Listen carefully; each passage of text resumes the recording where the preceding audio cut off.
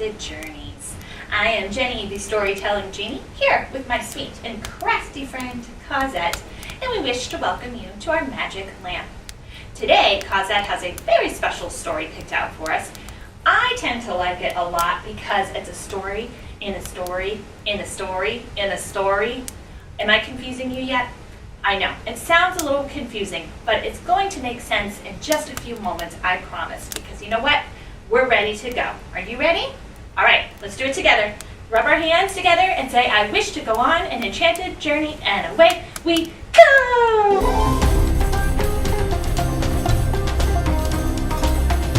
And welcome, boys and girls, to another of Cosette's Enchanted Journeys story times. Today I have for you Charlie Cook's favorite book by Julia Donaldson and Alex Scheffler. I hope that you like it. Once upon a time, there was a boy called Charlie Cook who curled up in a cozy chair and read his favorite book. About a leaky pirate ship that very nearly sank, and a pirate chief who got the blame and had to walk the plank. The chief swam to an island and went digging with his hook. At last he found a treasure chest, and in it was a book about a girl called Goldilocks and three indignant bears who cried, "Who's had our porridge? Who's been sitting in our chairs?" They went into the bedroom and Baby Bear said, "Look, she's in my bed, and what's more, she's got my favorite book." About Sir Percy Pilkington, a bold and fearless knight, who told the dragon, "Wait, I'm not quite ready for the fight. You must hear this one first." And then his armor clanked and shook. Ho, ho, ho, hee, hee, hee, as he read aloud a joke he'd found inside his favorite book. About Rowena Red-a-Lot, a very well-read frog, who jumped upon a lily pad and jumped upon a log, then jumped into the library that stood beside the brook and went, "Read it, read it, read it," as she jumped upon a book. About an oak tree full of birds. Each bird had built a nest, and they had a competition to decide which one was best. They chose an owl to judge it, and the winner was a rook whose nest was lined with pages from his very favorite book. About a girl who saw a flying saucer in the sky. Some small green men were in it, and they waved as they flew by. She tugged her mother's sleeve and said, "Look, Mum, what I've just seen." But Mum said, "Hush, I'm trying to read my favorite magazine." About a wicked jewel thief who stole the king's best crown, but then got stuck behind some sheep, which slowed his car right down. The king got on the phone, and soon the cops had caught the crook and flung him into prison, where he read his favorite book. About a greedy crocodile who got fed up with fish and went on land to try to find some other kind of dish. He went into a bookshop, and he there grew even greedier while reading on page 90 of a large encyclopedia. About the biggest birthday cake the world had ever seen. A team of royal cake makers had made it for the queen. The cake was so delicious that a famous spaceman took a slice of it to Jupiter. He also took a book. About a ghost who glided around a castle every night, carrying her head and giving everyone a fright. She kept it up till morning, then she found a shady nook and put her head back on again to read her favorite book. About a cozy armchair and a boy called Charlie Cook. The end. What did you think about the story within a story within a story within a story that all came back to being about a story about Charlie Cook and his favorite book? I hope that you found this as fun and interesting as I did. You know, it reminds me of an old movie that I watched when I was growing up called The Never-Ending Story. Have you ever heard of it or seen it? It's a wonderful tale all about how when we use our imaginations and when we read books, we're creating all these other worlds that could exist with different characters and creatures in it just from our imagination, and then it will never end as long as we take time to read our favorite books and to create magic and wonder within ourselves. Pretty cool idea, isn't it? Well, speaking of pretty cool ideas, I thought, since we're talking about a book inside of a book inside of a book, that's sort of like nesting something inside of something else and something inside of something else, which reminds me of a Russian doll called a matryoshka doll, where it's one big wooden doll who's carved, and inside is a smaller doll, and inside of her is a smaller doll, and inside of her is a smaller doll, until you have several, anywhere from 5 to 10, or perhaps even more. But it's a really cool idea. Now, I'm not going to try and carve wooden nesting dolls with you today. I think that might just be a little too tricky for the format of the show and the amount of time that we have together. But what if we drew a matryoshka doll and then drew a smaller version and a smaller version and made a book within a book within a book of these dolls? Do you think that sounds fun? All right, let's get to it then, shall we? Let's go. All right, today we're going to take a drawing of a matryoshka doll and we're going to copy it a few times, and we're going to decorate and cut it out and make it into kind of a flip book of these Russian nesting dolls. And to do this, you can see that I found an image online. I'm going to go ahead and share with you the link for that, of a drawing that I kind of liked of the dolls. And then I just used my printer to print it out, and I increased the size a few times to make larger ones, and then that way I'd have the same exact copy of the doll.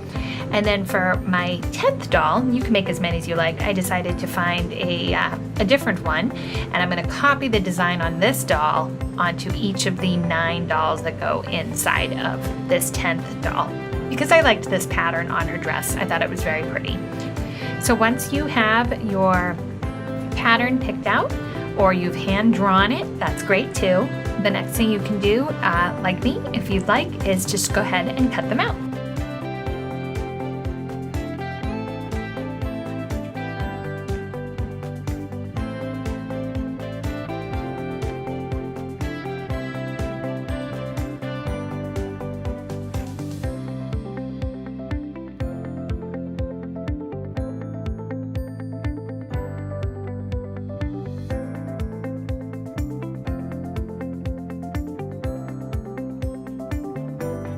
When you have selected your matryoshka doll pattern and have decided on how many dolls you would like to nest within another doll, and you have cut them out, the next thing you can do is just kind of line them up and make sure they're all going to kind of sit inside of each other. You can see I have 10 dolls here, and I'm just making sure that the littlest doll kind of sits behind the biggest doll, and so on and so forth. You might have to do some extra trimming around the edges or on the bottom if your patterns vary like mine do, just to make sure that they top doll number 10 up here, or doll number 1, hides all the other dolls behind her. The next thing I decided to do for my doll was to make each doll that goes inside the biggest doll look similar to that first doll. Because the thing that's neat about these is the first one looks like the second, looks like the third, and the fourth, and so on and so forth, so that they each hide inside of each other, but they all look the same. So I'm just drawing the pattern that I see on this top doll onto the other dolls, and I'm not too concerned how perfect it is and how if it looks exactly the same. If it has a similar print and similar colors when I decorate it, it's going to look the same.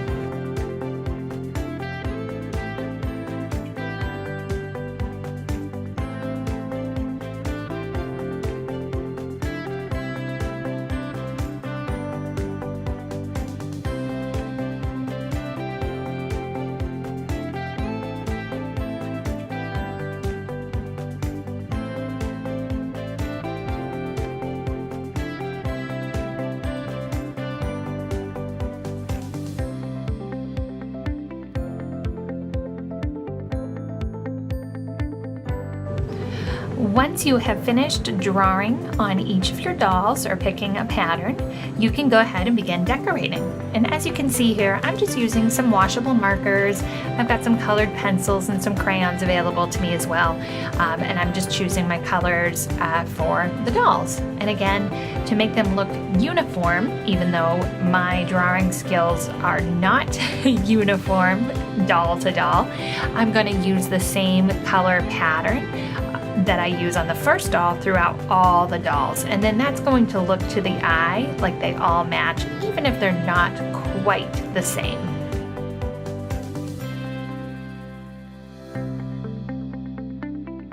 And as you can see, Major Birdie came to pay me a visit and make sure I was doing a good job with my project.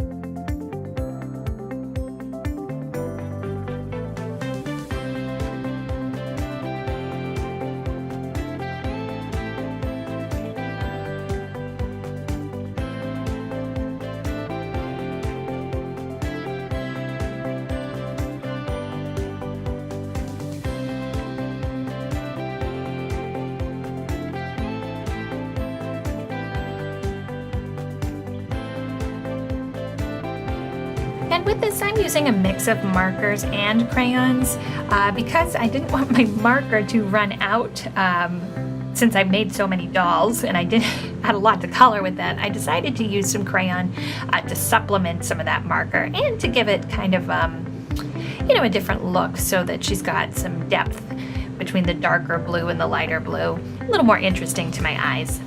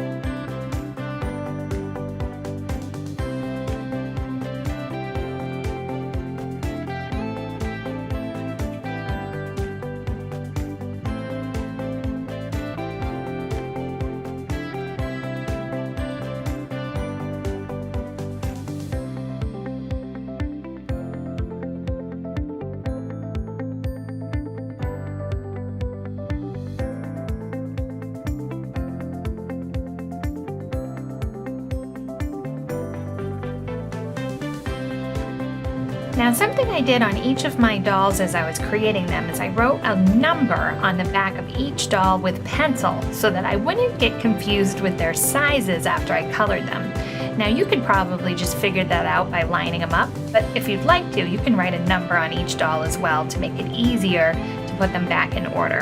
So as you can see here, I'm just stacking them back in order, and I'm going to put my largest doll in the very front and my smallest doll in the very back. And then that way, the smallest doll is hidden by the largest doll.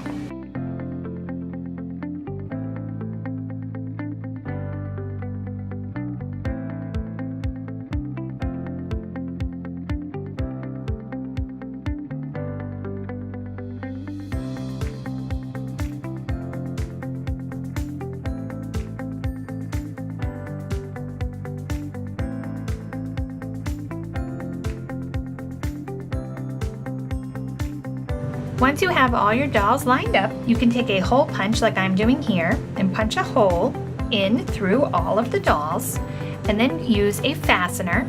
I've got some right here, and we're going to secure the dolls together as a group by inserting our fastener from front to back.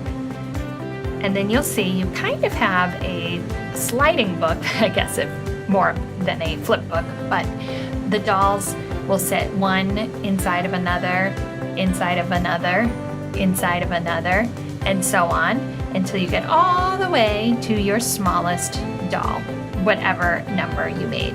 And that's a lot of fun.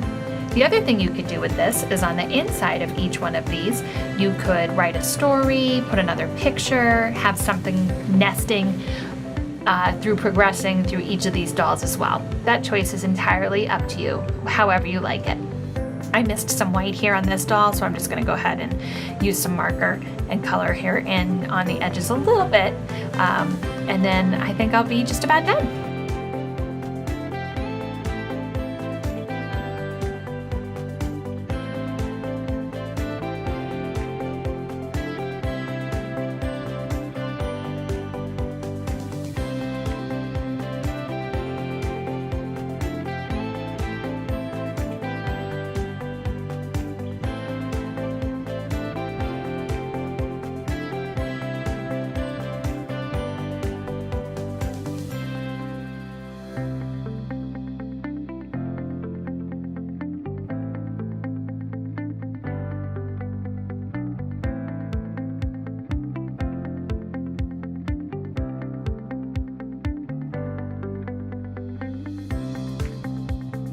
And there you have it, my matryoshka dolls. And I hope you were able to follow along and that you enjoyed this little project with me.